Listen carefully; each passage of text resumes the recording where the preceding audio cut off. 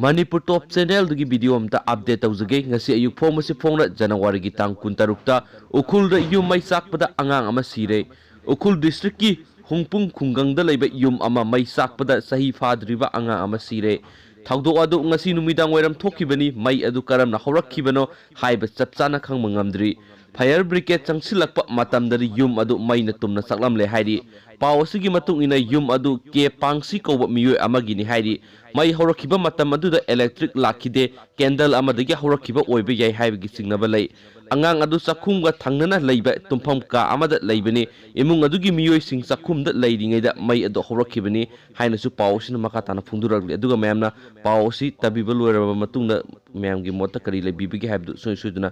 comment box thambiro si haraga video si matang sa lusinjarage and thank you